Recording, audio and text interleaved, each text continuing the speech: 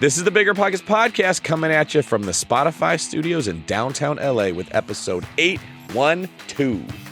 I think it took about like 1,000 conversations before I actually got like a really good lead. You can't take the rejection personally because every single person that gets into real estate, you get rejected. Everyone's going to tell you no in the beginning, and it's just a part of getting into the game. It's like the gate you need to walk through in order to become a real estate salesperson or an investor.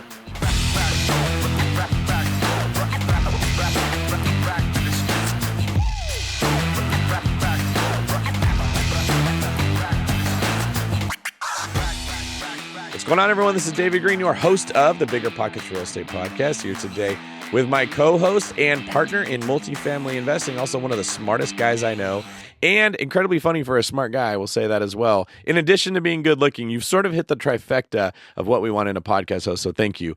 Andrew Cushman, everybody. Good. I don't know what to say after that, man. That's untoppable. I left you speechless. That's how I keep more mic time. I just say everything you were going to say, like Eminem and 8 Mile, and you have nothing you can do to reply. Yeah, you're right. No, I'm doing well. Glad to be here in person. Glad to be back in California. Been traveling a lot. It's good to be home, especially since they dropped the charges. So. Oh, good to know. And also, thank you for pretending like you understood that Eminem joke, which I know you're going to ask me later what the hell that meant. In today's show, you and I are interviewing Jason, who's sitting here with us right now, who has an incredible story that has gone from being a very hardworking student in school to a hardworking broker to a successful broker to a badass real estate investor, which is why you're being interviewed on the biggest, the baddest, and the best real estate podcast in the world. So glad that you're here. Andrew, what should our listeners keep an eye out for to help them in their own investing journey? There's a whole lot throughout the entire show. Jason dropped all kinds of knowledge and just inspiring things. But, I would say two that really stood out to me was one, he talks about he just worked his tail off to get that first deal, got it right to the finish line, and then it seemed like the whole thing blew up on him. And it almost took him out of the game. It almost emotionally crushed him. And what he did, part of how he got past that is he zoomed out and looked at the big picture and the skills that he had learned and the business and the pipeline that he had built. And that helped him carry through. And make sure you listen through to find out how he did eventually end up saving that deal. And then also in line with that is he focused on learning the skills. He wasn't focused on, okay, I got to get this deal, or I have to go over here, or I have to get this partner, or I don't have the money. His focus was, I'm going to learn the skills necessary to become an investor, to become an entrepreneur, to learn real estate, and everything else will come from that. I think that's a huge part of why he is so successful at such a young age in a very difficult market. There you go. So listen all the way to the end of today's show if you want to hear more about how Jason has been able to build a portfolio with a very impressive worth, which we're not going to reveal here. You got to listen all the way to the end. Mm-hmm. Before we get into the show with Jason, today's quick tip. Pick up the phone not once and not twice, but a lot of times by building in the reps that you need to get the deal. Andrew, how many phone calls did you have to make before you got your first flip? 4,576 rejections. And Andrew will tell you all why that is like taking the stairs, not the escalator, in today's episode. That's right. All right, my brother, let's get into it. Jason Lee, welcome to the podcast. For everybody listening, Jason has 119 units across 17 different properties. He's been investing for just 3 years. He got started in 2020. So for everybody who says, all of your guests made a bunch of money in the past. Well, not this one. This has happened over the last 3 years. Once lost $100,000 to a terrible contractor. And as a fun fact, he loves dogs and plans to start a nonprofit that helps dogs who need homes and veterinary care. You just got a collective from a huge percentage of our audience there. Well done, Jason. Welcome to the show. Thanks for having me, David. Yeah, so before we get into your backstory, tell us briefly, how are you adapting or pivoting your strategy in today's market? Yeah, today's market, it's definitely tougher than it was in 2021 and 2022. It's definitely slowed down considerably in my world.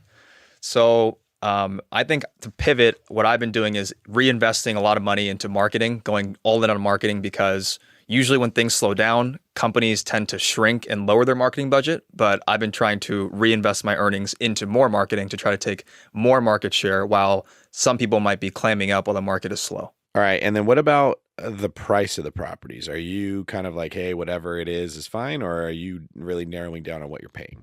So definitely been a lot pickier lately with pricing. I think I invest in San Diego. So in San Diego, things are very economically sound. There's a lot of great fundamentals to where nothing points to a big crash. We're over 70,000 homes behind on being the amount of demand of people that want to live in San Diego. We have no inventory. So in that sense, we're not scared about our exit. But then again, interest rates is a huge question mark and some other global economic factors. So just because of that, we've been definitely put a bigger pad in our underwriting to make sure that the numbers will pencil no matter what. So before we move on, when you do that, that obviously means more deals won't work. Have you found that that means nothing's working, or are you still finding something even with that bigger pad? So with the bigger pad, you're 100% right. More deals are not working, but we've been able to do 4 deals in the last 6 months. So we're still seeing deals that work in our newer, more strict underwriting. Okay. Excited to get more into this real estate success that you've been having. But before we do, let's go back a bit in time first. What was life for you like growing up? Yeah. So life growing up, I was born in Seoul, Korea. I was born in a U.S. territory. My dad was in the army. And my dad actually met my mom there. She spoke no English, was just Korean, grew up there. And then my dad, when he retired from the army, decided to move us to California, a small town in the East Bay, Clayton, California. I don't know if you know where that is. Wow. I live in Brentwood, man. I'm like very close to Clayton. Oh, no way. We sell houses out there. That's awesome. I was a deputy in the county where Clayton is. Oh, cool. Yeah, so that's where I grew up. I grew up in a little, you know where Ed's Munville Grill is? Yeah. I grew up right behind there. So I lived there until I was 18 and moved there when I was 7. And my dad was a full-time security guard. My mom jumped around from business to business. And then eventually her last business failed, which was like a kind of like a small like juice shop. And then from there, she started a house cleaning business. And from that, I think that really shaped how I wanted my financial future to look and how I wanted to give back to my family, because growing up, every single conversation or every fight that my parents had, it was always about how are we going to pay the mortgage next month, every single month. And ever since I was 8 years old, that's kind of what was ingrained into my brain. So I actually was very fearful of money and was scared to actually even do anything to make money, just because I knew that money was a big trigger for, you know, my anxiety. Very similar story for me. Sounds like Andrew might have been the same case for you, right? A little bit different. We were solid middle class. We didn't have struggles, but we also had a tight budget to follow and pay attention to. What I noticed in my childhood is that lack of money equals pain. Mm-hmm. That's what the cause of the fightings is. They're scared. If there's fear, where there's fear, there's pain. Little kids don't like to be around their heroes who are supposed to keep them safe being afraid. So you probably recognize money as like the monster. If you don't have it, you're in trouble. You know, everyone says money can't buy happiness, and that absolutely is true. But it can eliminate a lot of the things that cause unhappiness and stress. Yeah. So did you make like an inner vow, I will never be broke? No, I did not. I think the first thing that kind of really got me motivated was when I grew up and kind of grew my empathetic side of my brain, right? When I went to college and moved away, that's when I actually got closest to my parents, because I saw how other people grew up. I saw how good some people had it. And I saw how much my parents struggled compared to some of these other families at San Diego State University. So I just really just like made a pact one day, like middle of college, that I was going to somehow give back to my family. And I've been able to do that, fortunately. Still am, but that was kind of the first pact I made. I never wanted to be just rich for myself. That's not how it started. So you mentioned going to college. What were your expectations when you first got there? It's a great question. So when I first got to college, all I cared about was rugby. Rugby was my first passion. So in high school, I started playing rugby. I played football as well, but I really fell in love with rugby. But I was excited to go to San Diego State to play for the rugby team there. And then that ended up not working out because I had about 7 or 8 diagnosed concussions in high school. So I told the honest truth to the trainer at San Diego State, and she couldn't clear me. So that was gone right away. So I kind of had that like loss of like identity when I first got to college, because I didn't know what I wanted to do. I had been an athlete my whole life. All I cared about was like eating right and working out and playing sports. And when I got there, I knew no one. I just found out I can never play rugby again. And my parents were in my ear saying, no matter what happens, you're going to go to grad school for whether it's being a lawyer or a doctor or an engineer, whatever it is. So I was a very confused kid with a lot of like bad and good influences, I guess you could say. Mm-hmm. And my expectations, I really didn't have high hopes of college. I just thought I was gonna be studying all the time and going to grad school and have a normal life. So I thought I was just be going through the system like a usual person. What was your college experience like, Andrew? Mine, so I was living in Texas at the time, and my parents suggested, hey, why don't you go to Texas A&M? And I quickly responded and said, I won't be caught dead at that redneck school. Well, a couple of years later, guess where I was going? And I went there, and I knew in high school I wanted to be an entrepreneur, but I just didn't know how or what that looked like. I had no clue. And so I figured, well, I like chemistry and I like problem solving, so I'll go get a chemical engineering degree. Oh, that'll give me a job that's tolerable, and I'll always have something to do until I can figure it out. And so I did that. I went and got a chemical engineering degree, double majored in meteorology for a while, and then also decided, you know what, if I complete this, they're going to send me to an outpost in the Alaskan wilderness, and I don't want to do that either. So yeah, I graduated with an engineering degree, and it was an amazing 4.5 years, but the freedom and creativity that you get to do as an entrepreneur, I would never want to go back. Of just being in that environment of, studying to take the test and not really to necessarily learn, and I found I was really good at that. I could study something, remember it for 2 hours, write it back down, and then leave and completely forget all of it. And it's just looking back, that kind of feels like an empty thing to do. And I love being in this environment. Jason, you've absorbed so much in a few years, and that's all self-taught, right, and self-learned and from mentors, and that to me is much more exciting. So I had a good college experience, but today, what you're doing, what we're doing is just so much better.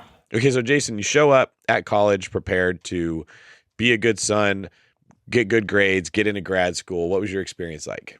So my experience in the beginning, I was basically completely lost. Like I said, didn't know what exactly, if I want to be a doctor, going to med school, going to grad school, whatever it is. But I chose the path of going down biology and trying to be a doctor, a physician. So I took all the, core like science classes, and there's a lot of pressure on me because you have to get an A or a B minimum to get to grad school, to go to med school. So I was living in the library, I was studying all the time. And there was this one class that eventually broke me, and that was organic chemistry. And that, if anyone's taken that class, it's the worst class ever. Have you taken it? I have. You have? Organic chemistry Tell us 1 why it and was 2. terrible. Yeah, I'll tell you why it's terrible. So all day long, you're like drawing shapes with like just different chemicals like carbon and nitrogen, whatever it is. And I just had a thought in my head one day when I was studying for like 4 hours straight for a test. Like, why am I learning this stuff? Like, I'm never going to use this when I'm trying to actually help a patient, right? So eventually, and it was just hard. Like, my brain doesn't work like that. And the way that organic chemistry works, you have to just like, I don't know, put different like puzzles and stuff together. I can't really explain it, but Did you hate geometry? I hated geometry. Yep. It's kind of the harder the chemistry version of geometry. Yeah. Yeah. I hated geometry. I'm guessing you like geometry. It was okay. Yeah. I mean, I was decent at it, but again, I kind of went into that stuff as something I could tolerate until discovering real estate. Did you also have a terrible teacher? No, my teacher wasn't bad. Oh, that's good. It was on the teacher. No, I had a horrible chemistry teacher in high school, and I was like, I just can't do this. I thought I was dumb. They were a terrible teacher. And then I found out like half the class failed. They were like an intern that they stuck in there because they couldn't find a real teacher. They were just not good at teaching. And that whole time I thought I was terrible. It was that, oh no, the teacher was really bad. But sometimes that's a blessing because this opened up doors for something else. So like what was the light bulb moment after organic chemistry where you realized I hate this? Yeah. So like you said, like Andrew said, I could tolerate most of my classes, but that was the one thing I couldn't tolerate. And that's when that's when I started like looking around, like what else could be there? Like what other paths are there for me? Because I never even thought about business going to college because my parents never really taught me much about business. I didn't really know what that whole like sales, real estate, finance world was about. I knew absolutely nothing about it. But all of my friends in school, they were all business majors. They were all finance, marketing, entrepreneurship, every single one of them. And I just started asking questions kind of like, what are you looking to do when you get out of college? I'm looking to, go into real estate, be a financial advisor, all that stuff. So I think just through networking and meeting people at San Diego State, that's what kind of got me like the light bulb, like running around, like what else could be there for me when I graduate. And is that how you discovered real estate? Like, how did you, like, once they start, sounds like they started kind of planting those seeds. Where did you go from there? I mean, to be honest with you, like the huge moment where I eventually found real estate, I don't know if this is PG enough for the show. I think they can bleep things out, right? I'm curious how on earth you're going to turn real estate into something PG-13. Like, I think everybody wants to hear what you're about to say. Now we really want to know, Yeah. So it was finals week, my first semester of junior year for organic chemistry. And by this point, I'd already been like, I'm going to do something else. I have to do something else. And I started investing in stocks, like a little bit of like finance stuff here and there, like Forex trading, bunch of BS. And this one night before we go, like before finals, we go out to a concert in San Diego. And my friends and I decided to try magic mushrooms the first time. And when we went to the concert, it hit me like a train. And I became like a philosopher for the night. My whole like world opened up. I started telling people what I was going to do with my life, like da-da-da-da-da. Is this a GoBundance meetup? My like left and right brain just like connected, I swear. And I got home. I gave my roommates a speech on how my parents were holding me back, on how science is a terrible path. I'm never going to be a doctor. And I woke up, changed my major to communication, and I went to every club on campus the next week and found real estate. I think that's one of the more unique paths to real estate I've ever heard. You just make it sound like psilocybin was, if everyone just took it, they'd immediately figure out what they want to do in life. There was nothing else that occurred in there. It was literally just left brain, right brain connect. You check every class or every course available, and then a club, you said, and then the real estate one just stood out like that would be good. Yeah, I joined the Real Estate Society. I joined the Finance Club, and my first event at the Real Estate Society was like a speed dating thing. So 20 professionals from San Diego met with 20 students, and we each had 3 minutes to meet every single professional. And I connected really well with this guy named Brian, who was my old mentor, who hired me to be a commercial real estate agent. And he was talking numbers, talking about potential and what I'd be doing. And it just really resonated with me. Like my personality, I have a very like type A, go personality. That's what brokerage is, as you know, David. So after that event, my first like event at my school, I just started working in his company. And that's how I got into real estate. How did you either convince him or get him? How did you go from a 3-minute meeting to working with him in his company? That's a great question. Yeah, it didn't just happen like, after a 3-minute meeting. So after the 3-minute meeting, after the event ended, I was extremely scared to go talk to him after the meeting. But he said, feel free to come back and, discuss more. But I was in a corner thinking for like 4 minutes on what I was going to say, because I knew nothing about real estate at the time. Like, what am I going to say to this guy when I come back? But I basically just came back and said, hey, I really enjoyed our conversation. I'd really like to work for you and see what you have going on. And he told me it was a non-paid internship, no salary, no pay. Basically, I'd give up my time for knowledge and skills. At the time, I didn't understand that, but I said, you know what? I really like this guy. I'm going to go for it anyway. So he invited me to his office, and I met some of his employees, some of his agents, and I really liked the company culture there. I really liked what they were doing. There was guys that were doing very, very well at the company, and the rest was history, I guess. Awesome. Does he play any kind of role in your life or business today still? No, after I left the company, him and I haven't really talked much. We ended on very good terms, but him and his partner, they kind of taught me the whole business. But since we broke up, it was a good breakup, but we haven't really talked to each other since. It's a tricky thing when it's like you bring this person into the world and then they go and do their own thing. Sometimes if their expectations where that's going to happen, it's okay. But it can hurt also when you get like an emotional connection with someone. That's what no one talks about with partnerships. There's like an emotional component to them as well. So what time in history was this when you are moving up to be an intern? So this was March of 2018. This was the second semester of my junior year. I just turned 21. Okay. And then when did you get your license? I got my license 5 months later, so in August. All right, and you're still in college while this is going on? Yeah, still in college. So what are you doing there? Failing organic chemistry? No. Yeah, no, surprisingly, I got a decent grade in that, but after that, I changed to communication, like I said. So that was such a night and day shift from science. Like, I didn't study at all, just got through and got straight B's. So I was focusing like five hours a week on school, just going to class. And then Monday, Wednesday, Friday, and Saturday, all day, I would be at the office making calls. So you're going to school, you're studying, you're doing your homework, and then when you have time, you're just banging out stuff on the phone.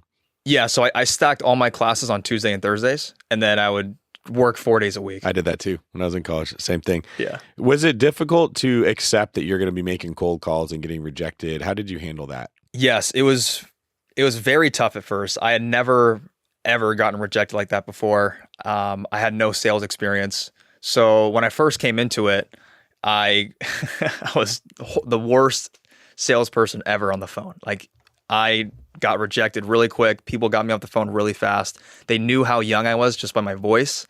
So no one took me seriously. And it took a lot of reps to eventually become good at what I was doing. So that's a really good point. So, like, I'm in my mid-40s. I'm at the point where my once unlimited potential is starting to seem somewhat limited, right? You're in your mid-20s, hopefully many decades ahead, which is a huge advantage. You're starting early. But a lot of people in the audience, that's one of the challenges is, well, hey, I'm young, I sound young, I have no experience, I barely know the language. How do I get people to take me seriously? How do I break into this? So could you speak a little bit more to that? So the person who's listening who maybe just graduated college or just starting off, like, what did you do when you're cold calling an owner of a 5-unit in San Diego? How did you get that person to take you seriously? And I'm sure a lot of them didn't, right? And so that was part of what you were talking about, just pushing through. Mm-hmm. But what would you say to the person who's trying to do what you did in terms of having the internal strength to push through and to get people to take you seriously? Did you just own it and say, hey, and say, yep, I'm just getting started, but if you're my first deal, you're going to get more attention than anybody's going to give you because your deal means everything to me? Or was there, what tactics did you take? Yeah, so I think it took about like 1,000 conversations before I actually got like a really good lead. So been there. He knows his number. Ask him his number. What's your number? It took me 4,576 cold calls to get my first deal. Nice. That number makes a cameo in long distance real estate investing, and if anybody wants to check that out. So you had to say a similar experience. You're just getting rejected. A rejection sandwich every day for lunch, breakfast, and dinner with snacks. Yeah, with snacks and dessert. Yeah. So, but eventually, like, I think the biggest thing that I want to mention is you can't take the rejection personally because every single person that gets into real estate, you get rejected. So everyone's going to tell you no in the beginning, and it's just a part of getting into the game. It's like the gate you need to walk through in order to become a real estate salesperson or an investor. So it's like Hell Week, but it lasts for a lot longer than a week. That's just dragged out for like a 4-year period of life. Exactly. 100%. I was rejected by my own hairline. I got exposed to this early in life. I can relate. So it sounds it sounds like what you're saying is just put in the reps and you'll learn the language and you'll be able to connect with people, and then you're still going to get tons of rejection, but if you just hang in there, eventually you're going to make the connection and not get the rejection. Yeah, but there's 2 more things that really helped me besides the reps. The first thing was I had a really good sales trainer. I had a really good broker that was teaching me on what to say, how to say it, teaching me how to be an expert in my market and how to analyze deals, how to understand the lingo, know what you're talking about. Because if you sound like you know what you're talking about, no matter how young you are, people are still going to take you seriously. And deal by deal, your track record gets better and better. So you can use that to your advantage, your testimonials. But the thing that really moved the needle for me that I think is mandatory for anyone that's young watching the show, that's graduating out of college, that wants to be in real estate is you got to have an older, wiser partner to go to meetings with you, to be on calls with you in the first year of your career, no matter what. Because if you go into real estate without a team, just on your own, and you're trying to sell properties or buy properties and you have no guidance and no one by your side to go to those meetings to close sales with you or to close deals with you, you're going to have a really hard time compared to the person like me that had that partner by my side. Yeah, I mean, I would concur 100%. I had that too when I started out. It still took me 4,500 calls, but without that official mentor and my wife sitting next to me, and I'd hang up and she'd be like, honey, that was good, but next time, try this instead. Yeah, you're absolutely right. Finding that person, whether it's a paid mentor or you're working for free or someone in your office or even a family member is absolutely critical. It's so hard to see yourself objectively and fully enough and develop it all on your own. Commercial real estate brokerage is a revolving door, and it's a revolving door not because of the lack of talent, it's because of the lack of mentorship, the lack of time people are willing to spend into these new agents. Because if you just tell them to give them a script and a call and you don't give them any guidance until they bring you a lead, which is what most commercial real estate brokers in the industry expect, a lot of your agents aren't going to succeed. And I've kind of taken the opposite approach of my agents and give them a lot of guidance, a lot of training, being on every follow-up call to make sure that they know that I'm here and I care about them. So what came first? You're banging the phones. Did you get your first deal or did you get a client first? So I got my first client from banging the phones. I didn't buy my first property until I was 3 years into brokerage. All right. So tell me about your first client. What type of a deal was it? I'm glad you asked. It's a horror story. So the client was great. The client was amazing. It's a horror story because of the circumstance. But so this was 6 months into the business. Keep in mind, I had no money in my bank account. I had finally got a great lead. And after, doing my side hustles, going to school, and trying to spend time into brokerage, I'd finally gotten my first really good listing appointment after 6 months. And my senior broker crushed the meeting. We got the listing. I was on top of the world. This was November of 2019, I want to say. No, 2018, sorry. November of 2018. 4 or 5 days after the appointment, the owner unexpectedly passes away. And the owner didn't have a trust for the property. So you know what's coming next. It went into Goes probate. To the state. The state has to determine where it gets. Messy process, takes forever. Thank you. Yeah, not fun at all. Not fun at all. So through a probate attorney, they told me it would take at least 6 months to a year to get it out of probate into the son's hands and to be able to sell it. And when I got that news, I went home from the office that day, cried the entire way home, and I told myself I was going to quit real estate. I was done. My family was right. My friends are right. I should not have gone into real estate. It's way too risky. It's a terrible business. I need to get out of this. But something in my gut just told me to stay. Something in my gut said, you've learned so much in these last 6 months. You have a great team behind you. You have a lot of potential. And for some reason, I came in the office that day and just kept doing what I was doing. But I was very, very close to quitting the business forever. Those are some key linchpin moments in our lives, right? I can look back and remember several of them. And as you were talking, what I realized with a little bit more wisdom is it wasn't just the experience that was so bad. It was my interpretation of the experience. So what you were interpreting was, I was told not to do this. I was told to take the safe route. I thought I knew better than everyone. I told them all, I know what I'm doing, get out of my way. And now I'm wrong. I failed. I should have listened. Why did I trust my gut? And that's so dangerous because if you lose confidence in yourself, you will become a slave and live in the matrix for the rest of your life. That's why that was such a powerful moment that you didn't quit. Because if you had quit, you would have been empowering the interpretation that you don't have what it takes. And that would have become like your identity and maybe the story of your life for a very long time, maybe 20 years before you give it another try. Maybe that's why all these middle-aged guys end up getting Corvettes, and it's because they're having to come out of that Finally identity getting out of it. Yep, that they developed. But that didn't happen with you. How did you respond instead? I showed up, put my big boy pants on, and just said, I'm going to keep doing what I'm doing. I had a decent pipeline built, so I knew I wasn't just I had nothing going for me. So I knew I had something going for me. And when I talked to my mentor about it and really just ran through what I was feeling, that it's been 6 months, I haven't made a single paycheck, and I just lost any sort of chance I had of making one soon. And from that conversation and a lot of kind of upbringing from my peers, I ended up just sticking with it. And so your boys picked you up. My boys picked me up. The property went out of probate much faster. They did a really good job. It was actually out in 2 months. That ended up being my first deal. The check was a whopping $3,000.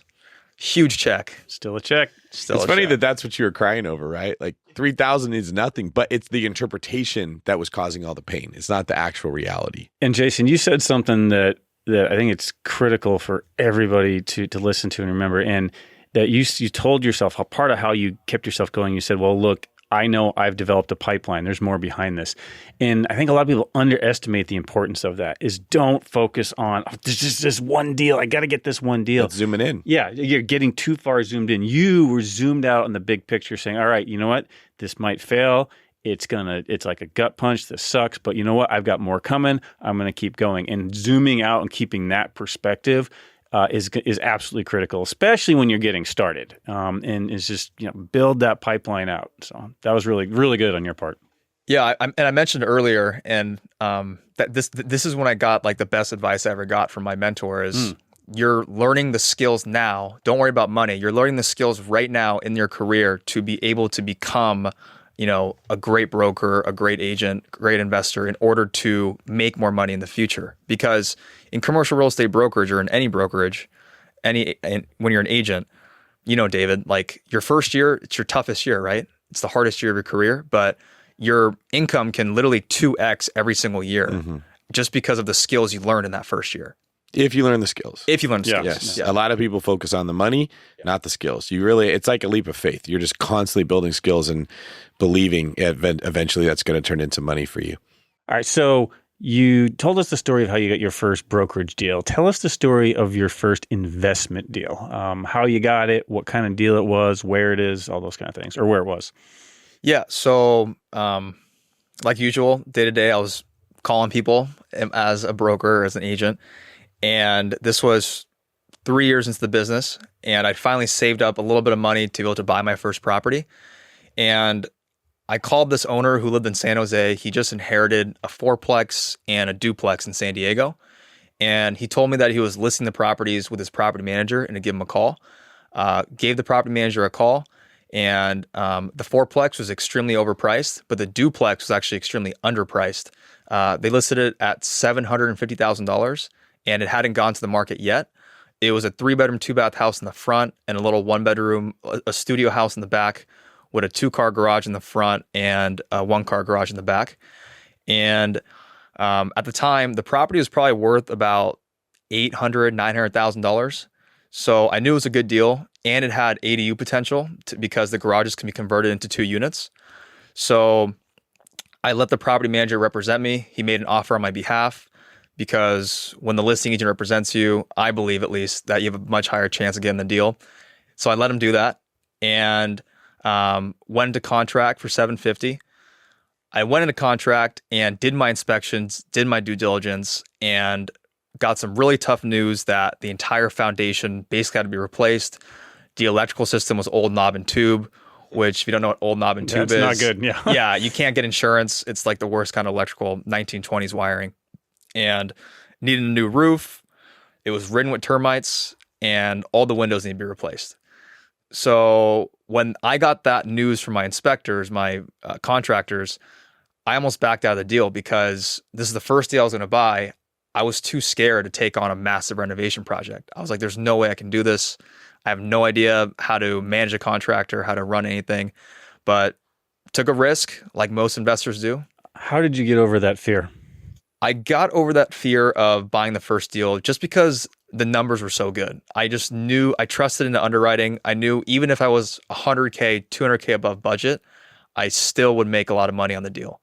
So I think just the deal being so good itself made me feel comfortable that even if I screw everything up, make every mistake in the book, I can still come out of this, a little bit positive. Did you find a mentor or someone to help you manage the contracting element of it? How did you get past that piece?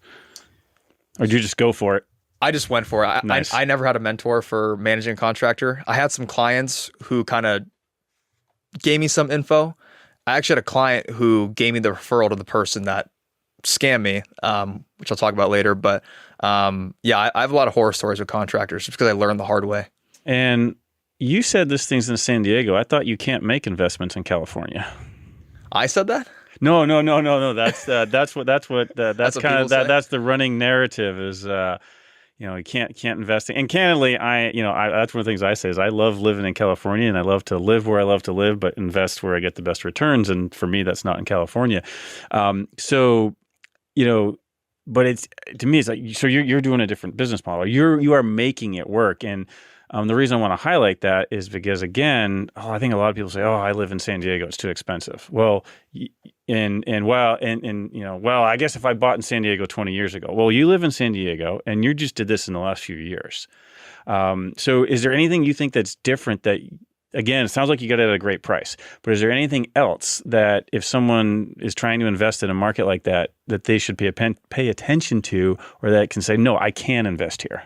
Well, I think when most investors who are starting out think of California, first off, a lot of people like yourself probably say California is a bad place to invest. So they hear from all the YouTubers, people on podcasts, that you want to buy in a red state. California is a blue state. And when people think of California, a lot of people think of the strict laws in the city of San Francisco and in the city of LA. Not all of California has extremely strict laws on displacing tenants, on doing a renovation, on executing on what you want to do. And investors do it every single day. And something that California has that no other state has is we have the best weather in the country. People still want to move here. We have a great economy. Companies are still coming here. Apple just invested millions into an office park in San Diego. So if you're not investing in the city of San Francisco and the city of LA, I think you'll be just fine. And the thing that I look for when I buy properties even in California is that I make sure that no matter what, I understand that my basis is going to be significantly lower than what properties are going for right now in my location, and that's how I've been able to scale pretty quickly. So you're looking at basis versus not necessarily. I mean, not to say you're ignoring cash flow, but you're looking at basis, and which is going to create equity, which, as David, you say, is really what builds your wealth, not necessarily cash flow. Yeah, over a longer period. Over a longer period of time, and so that's how you're making it work. So awesome, thank you, appreciate that. So explain what that means by how you're focusing on basis and why you feel that's beneficial. Yeah, I mean, I actually learned a lot about it from listening to you. So in a lot of shows, you say your money's built on gaining equity, not gaining cash flow. So you make your money on appreciation. And California arguably appreciates faster than any other state, most cities. So when I buy, I don't buy for cash flow because I'm in a career that I love. You guys always talk about you want to buy for cash flow if you're in a career that you hate, because you want to get out of the career as fast as possible. But that's not the case for me. I love being a real estate broker. So I don't need cash flow. So I don't really pay attention to that as much. I care about what am I buying it for and what can I sell it for, or what can I refinance it for? What's the appraisal value after I'm done? And the super simple rule of thumb that I use is if I know I can sell a property for $1 million, I want to buy it for 60 to 70% below that $1 million value. So I want to buy it for $700,000 or less. That's like my first stress test. And then I go deeper into things. So let's break down first. We'll talk about the area, then we'll talk about the actual properties. Little mini economic lesson in supply and demand for people who are listening that have been told California's bad or expensive is bad, because that's the objection. California is too expensive. I will go over here and buy something else. But they don't ask the question of why is California expensive? Okay, so let's break into this. San Diego, is that a terrible place to live? Horrible. Do people hate it? They hate it so much. Absolutely. I don't know anybody that sticks around in San Diego. They're like, the running joke is I call it the Bermuda Triangle, because all my buddies from high school that moved to San Diego to be bartenders and stuff, they never came back. I don't know what they're doing or where they are now, but no one does. You go to San Diego and you just get stuck there. It's like very, very difficult to live anywhere else. It's some of the best weather, some of the best locations of anywhere in the entire world, first off. There's also only so much land out there. So you have a constricted supply because it's a very small area, which is something people fail to look at when investing. Yes, you can get a cash-on-cash return if you go buy a single-family house in Kansas. You're never going to have a constricted supply in Kansas. They can just build houses ad nauseum forever. So the prices can't go up. One of the first things I like is a constricted supply. Austin, Texas has a constricted supply. They've got a river that runs through the city. There's only so much within that river. It's not shocking to me that you get appreciation there when everyone else talks about it like appreciation is just luck. It might happen, but you can't bank on it. Well, you can't bank on cash flow either, but odds are if a property is newer, in a better location, has wages that are rising in better condition, it's going to cash flow better than a property that you have no idea. You can still put the odds in your favor. So constricted supply, you can't build more, and a rising demand as more and more people want to go live in San Diego, and people that go there don't want to leave. That is a formula for appreciating assets, first off. So you're going to make money in equity investing in a market like that, but you might have to wait because everyone else wants to buy it. Cap rates are going to be very low in areas that everybody else wants to get into. If you look at that and say, oh, it's too hard to make money here, I'll go somewhere else, you're missing out on why everybody wants to be there. The other area we have to look at is cash flow. Of course, it's not going to cash flow super strong because cap rates are going to be low. Demand is going to be very high to get into that space. There's going to be a lot of competition for every building because it's desirable. But what do rents do in an area with constricted supply? It's very difficult to find somewhere else to rent, and wages keep rising because tech companies and other wealthy people keep moving there. Do they go down or up? Up. Right? So if you wait long enough, rents are going to be going up. The properties you buy in San Diego 10 years ago have insane cash flow. Versus the stuff that everyone was saying, it's too expensive, you don't get any cash flow. You have to go to Wichita, Kansas if you want to get cash flow. Wichita, Kansas cash flow, and I'm generalizing right now, is roughly the same in 10 years as what it was when you bought it versus that San Diego property, you look like a brilliant genius. It's that, to me, my perspective is how much gratification are you willing to delay? Does it need to make money now or can it make money later? Now, part of that's the model. If you're raising money as a syndicator, you're on a timeline, maybe 5 years before you got to pay back your LPs. Yep. You do not have the, what's the word I'm looking for? Luxury. Yes, thank you. The luxury of delaying gratification for 10 years. So that property falls outside of your buy box to no fault of yourself. But if you're buying it for yourself, you've got some other partners that are involved in this that don't need to pay off really well. It can work. So like, are you using some of those ideas to find inefficiencies in the market to make these deals work that other people miss? I think one thing to note is that right now in the market, it's much less competitive than it's been in the past 5 years, 6 years I've been in the business in San Diego. So there's a lot less buyers that are sharpening their pencil in San Diego right now. So competition has gone down, but inventory's still gone down. But the inefficiencies in San Diego are that everyone just looks on the market and thinks that that's what San Diego is, and there's no better deals. I see where you're going. You got that superpower of being able to call people on the phone. Yeah, and I've been able to find my clients some very good deals and myself by just picking up the phones, doing marketing, sending postcards, doing a lot of social media, digital marketing, and finding and bringing leads to me. So you have to find leads in a competitive market before they get listed in order to have a chance at getting a deal that pencils. Because I'm telling you right now, if you look at every property in San Diego right now, none of them are buys on the market. But there's a lot of buys that are potentially off market right now. Buys by your metric of 70 cents on the dollar or buys period?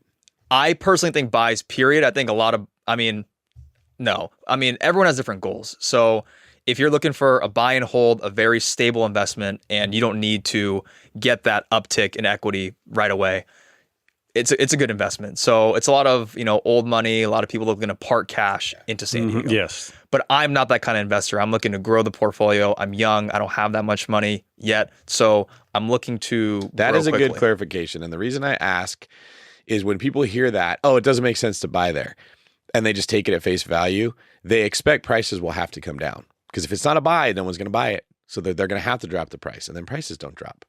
Right. And I think another key point, and you mentioned this earlier, Jason, is you have an income from something that you love to do. So you're okay buying something that maybe doesn't cash flow, and so that helps enable you to do that. One thing I don't want to miss is I think you mentioned something about getting scammed by a contractor. Could you dive into that? Tell us about what that was, how it happened, what you learned. Yeah. So like I said, the contractor referral was a referral from like a client of mine in the business. But after I bought that first property and a couple months went by, and I actually bought 4 more properties in like the span of like 3 months when I bought my first one. And all 5 of those properties, me and my partner, they were complete full gut renovations. And I was really dumb. I was young and stupid. Still am young and stupid, but I trusted this contractor to take on all of these 5 properties at once, and no work was being done. He didn't have a contractor's license. He wouldn't put anything in writing really. And I didn't know if that was a good thing or a bad thing at the time. It's like the worst thing you can do is not put things in writing, as you guys know. So nothing was in writing, didn't have his license. I later found out that he lived we're close to Mexico. He lived in Tijuana. So didn't find that out until deep into the process. So basically, Was he licensed in America? No. Okay. But so he was using the phrase contractor, but he's like a contractor in Mexico. He's like a handyman. Yeah. There you go. Yeah. He had a crew. He had a crew of people. No, they did do work. They did, try to get things done, but didn't have the manpower, didn't have the skill sets to do all the work that we required. And eventually, I think he just like blew up one day and just started covering up stuff, like didn't do the plumbing right, put drywall all over it, kind of put like crappy showers in, didn't do any of the plumbing, didn't replace the electrical. He said he fixed the foundation, but all he did was like stick a wooden post and pier under it. That's all he did. Might not pass code. Yeah. It was actually worse than if he had just left it alone, it would have been better than what he did. Scary. Yeah. He's like, throw a 2x4 in there and we'll say that it's braced. Yep. That's what he was doing. He said everything was getting done. I didn't know how to at the time, I didn't know what was right and wrong. So I just kind of believed it at face value. And I was just cutting him checks left and right, $25,000 check here, $40,000 check here. And eventually, if you add up the work he did versus what I paid him, I was probably at like $125,000, $130,000 loss on what he did before he just walked away and just ghosted me. So one day he just stopped answering his phone, stopped talking to me, and just like fled. Bet $100,000 goes pretty far in Tijuana. Probably does. That is a scary thing. You learned a lesson there. Definitely. When I wrote long distance investing, one of the things I said is you can give your contractor a little bit of money up front to do the work, but then you don't want to pay until it's been done. And you just probably didn't have the experience to look and see that the work is being done right. You're like, that looks like plumbing, I guess. And you had a person who's I wouldn't know either. Right? Most of us don't. Yeah. But if you had a person with a little more experience involved, kind of like you said, brokers that are helping out newer agents, they would have said, that rough-in looks terrible. We're not going to move forward with this. Or you'd have recognized you were scammed. Luckily, it didn't stop you because you haven't quit. That's the story here is you just paid $100,000 to get a very, very, very valuable education that you've now turned into much more money in the future, which has allowed you to help your parents out. So tell us about how you've been able to help your parents out with your success. Yeah. So that was the big why on why I got started in real estate. And it's amazing to say I've come full circle with it. It's probably the biggest accomplishment in my life so far. Like I said, my mom was a struggling immigrant that came to America, had a lot of failed businesses. And the last 2 Christmases, I think altogether, I've given them about over $200,000, just as like a thank you card. And also, I bought them a triplex in Oceanside, North County, San Diego. So Awesome. They cash flow a little bit off that each month too. But looking to buy my mom a house here in San Diego next, coming up soon. All right, so you told us about the first brokerage deal. You told us about your first investment deal. You certainly had some tough challenges in those first deals, which both cases you very much overcame. Where are you today? My understanding is you've done quite a lot since then. So give us a snapshot of what your portfolio and investments and business looks like today. Yeah, so on the real estate portfolio side, I've acquired a total of 26 properties. I've sold off about all San Diego. Okay. Yeah. When I first started, it was all small, like 2 to 4 unit buildings. But a year or two went by, and I 1031 those buildings into larger assets. So I've done about 26 acquisitions, sold a good amount of them to trade up into bigger assets. Now we have 17. So we've never actually cashed out on a property except one. We've kept reinvesting the profits into larger assets. So that's how I was able to grow pretty quickly. A lot of people ask me if I raised money to start, and because I bought a lot of properties quick, but I actually just saved up a good chunk of change, and I had the perfect partner to start with me. So I was the deal guy, I was the front lines guy, and my partner, he had a debt fund, like a private money, hard money fund, and me and him put like 15% down, 50-50, got debt, renovated it quickly, and then refied out or sold it.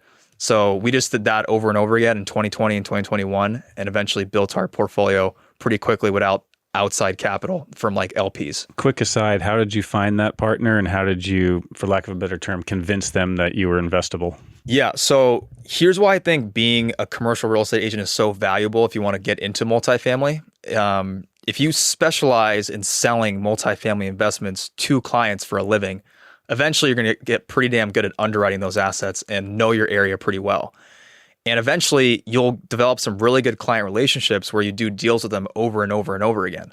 And when you build that trust with a client and you build a good friendship, like I did with my partner, after we built that friendship, I had 4 or 5 properties tied up in escrow that I couldn't buy on my own.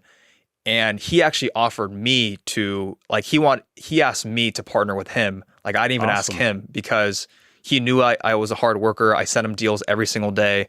I'm on the phone with him constantly. So he knew how to get it done. So I built that relationship with my future partner just by being in the business as a broker. So back to your portfolio, what's the current value? What would you estimate as the current value in today's adjusted market and cash flow?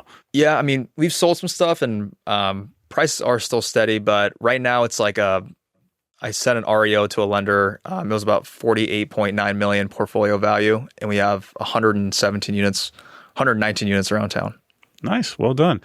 So you mentioned getting to know your market, underwriting deals as both a broker and an investor. Can you share your formula for underwriting deals? Yeah, I can share with anyone. It's like an easy 1-page sheet. So if I'm buying a property, I want to know the current cap rate, what the cap rate can be after I'm done with it. So I have the current rents, the pro forma rents, which is the market rents after I'm done rehabbing it.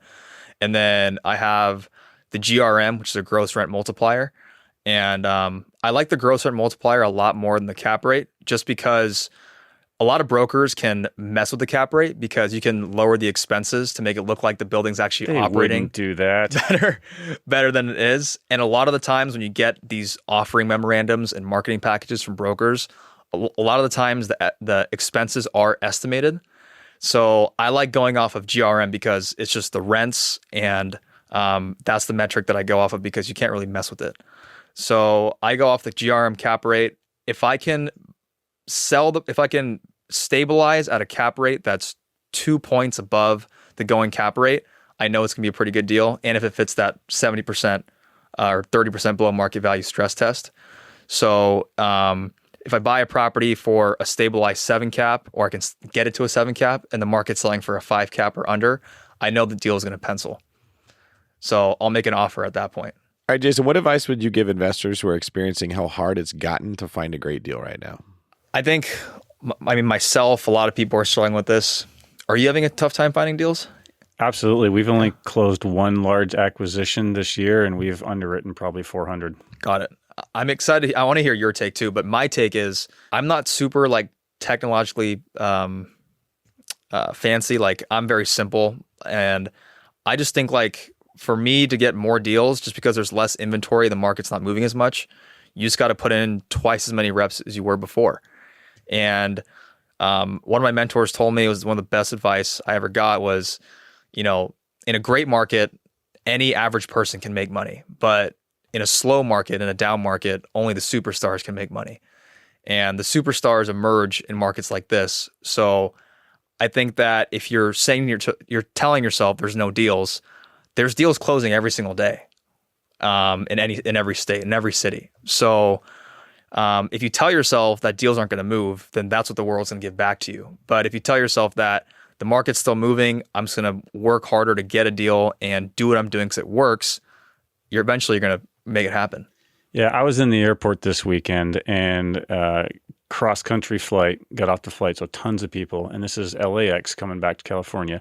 We got off, and you come to that place where you're on the ground floor, and there's just this massive escalator up to, like, the second floor. And for some reason in airports, each floor is like, 30 feet tall instead of the normal amount.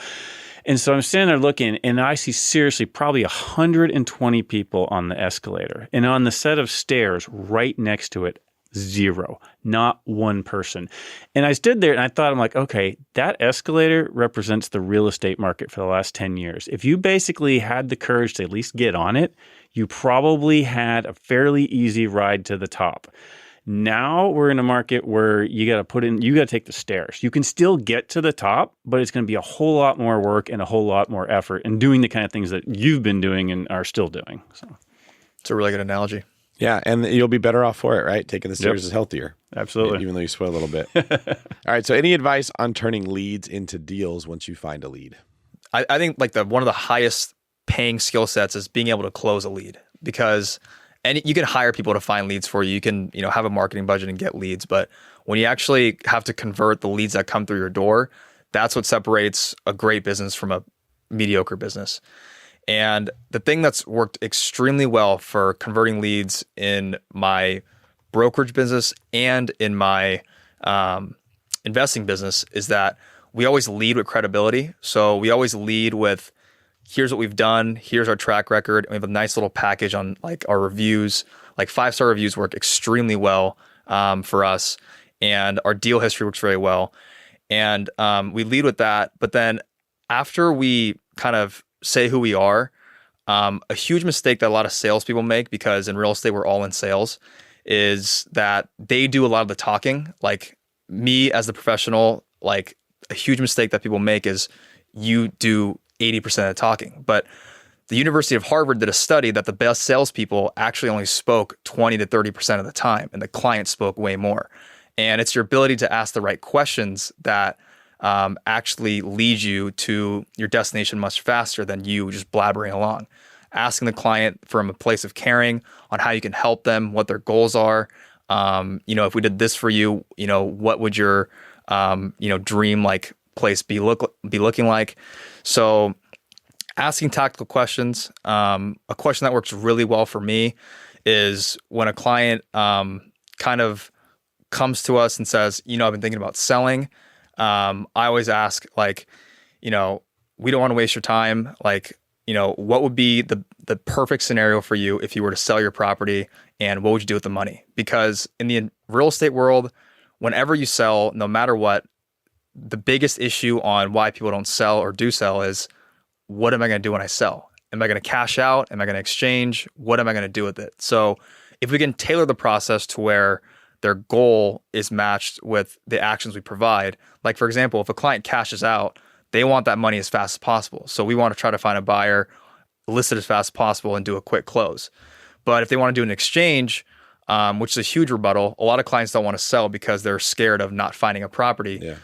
That the huge thing that we do that benefits our clients is that we bill in 2 to 4 30-day extensions after the close of escrow, like after the actual close of escrow. So if escrow is 30 days, if the buyer removes contingencies in 17 days, the seller can exercise 2 to 4, depending on what we can negotiate with the buyer, 30-day extensions to have more time to go shopping for a property. That's so that is just 2 examples of how we can cater a scenario to what our clients are looking to achieve. And that's really helped me convert leads, is coming from a place like, what can we do to help you? Solving problems. That's what we're here to do. That's what you get paid for. Yeah. Awesome, man. Well, we appreciate you sharing your story. I'm very glad you didn't end up an organic chemist. We would all be worse off for it. Same for you, Andrew. Glad that you're not still you were a chemical engineer. Thank you. The word chem was in there, but I realized it wasn't the same type. Yeah. Chemical engineer. This is great. Where can people find out more about you if they want to follow up? Easiest way is to find me on Instagram or YouTube. It's just Jason Joseph Lee. And then I also have a free multifamily investing course if anyone is interested in hearing about it as well. And should also point out, if anyone's just trying to look up Jason Lee, this is not the Jason Lee who starred in My Name is Earl back in the early 2000s. That was a great show, though. It was a great show. You don't remember that, do you? Not old enough. He doesn't. It was funny. All right, so reach out to Jason if you are in the Southern California area and want to buy commercial real estate, and reach out to me if you're in the Southern California area and want to buy residential real estate, and reach out to Andrew Cushman if you're just in Southern California. Where can people find out about you? Go to BiggerPockets and give me a colleague request so we can connect there, and then follow me on LinkedIn. And of course, just look up Vantage Point Acquisitions, and there's a handful of tabs there to connect with us that way. That's such an Andrew thing to name your company Vantage Point Acquisitions. Have I ever told you this? No, but I have a follow-up comment. Go ahead. It's so accurate, but yet incredibly hard to spell. And you never thought about the fact that like most people are not going to know how to spell acquisitions perfectly, and they're never going to find you. Well, and also it shows one of my early mistakes, right? And this is something I think most beginners make. I was too focused on, I got to get a deal. I got to get a deal. I got to get a deal. So I named the company. It should have been Vantage Point Capital, not acquisitions, right? But yeah, so every time I say Vantage Point Acquisitions, I think I'm like, should be Capital. I made the same mistake with my social media. I called myself David Green 24 because that was my high school basketball number, and there was already a David Green. Looking back, people are always like, why do you call yourself that? I have no good answer. It was just pure laziness because I had no idea that it was going to become this big of a thing. Yeah, I just wanted to acquire deals. So there you go. So speaking of that, you can find me on social media at davidgreen24 or check out my website, davidgreen24.com. I put a chat feature on there.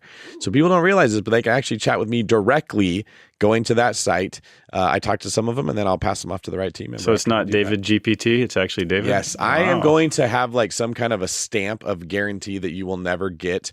You may get a form of AI at some point. I can't say like it will never happen because it works into operations, it works into things. And I even think that chat system has AI that like starts the conversation, but I get a notification on my phone and I will talk. So at some point I'm going to have like a little like cheesy seal that's like, it will always be a human that you talk to, not a bot pretending to be human. Because I like it. Everyone's excited about AI saving them time and no one's thinking about the customer.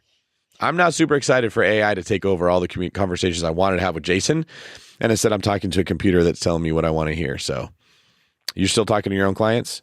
I am. All right, you hear that. Andrew, Jason, and David all talk to real people. So yep, no chat functions here.